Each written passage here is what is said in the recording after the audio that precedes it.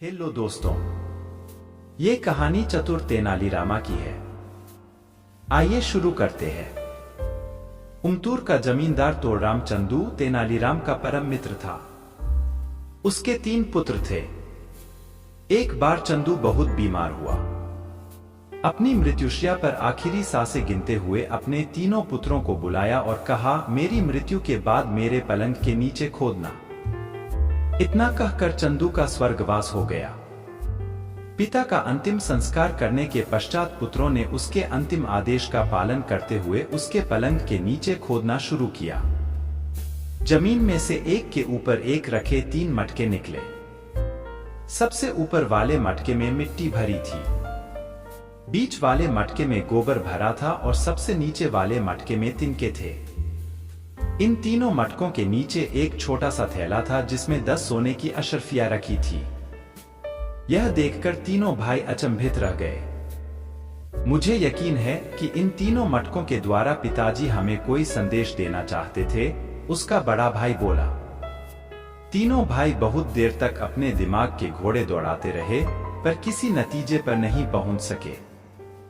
अंत में उन्होंने तय किया कि वे इस मामले में तेनालीराम से सलाह मशविरा करेंगे। तेनालीराम के पास जाकर उन्होंने पूरी बात बताई और सलाह मांगी। उनकी बात सुनकर तेनालीराम बहुत जोर से हंसे। तुम्हारे पिता एक चतुर इंसान थे। उन्होंने पहेली बुझाने का भी बहुत शौक था। मेरे विचार से यह उनकी अंतिम पहेली है जिसका हल ढूंढने का जिम्मा तुम पर डालकर वे स्वर्ग सिधार गए।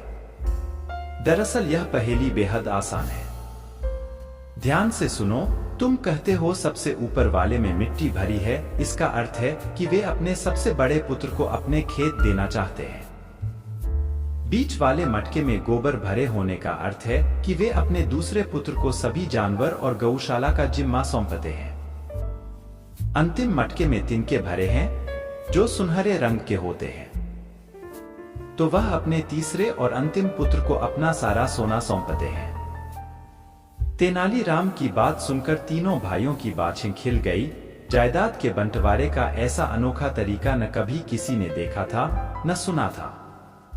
परंतु एक चीज तो अब भी बची है। छोटा पुत्र बोला, तीनों मटकों के नीचे 10 सोने की अशर्फियां निकली थी। वे किसका हैं? तुम्हारे पिता अत्यंत दूरदर्शी व समझदार थे। उन्हें पता था कि तुम अपनी समस्या का हल ढूंढने के लिए मेरे पास आओगे। तेनाली ने मुस्कुराते हुए कहा, ये 10 अशर्फियां मेरी फीस हैं, और हंसते हुए तेनाली ने उन अशर्फियां को जेब में रख लिया।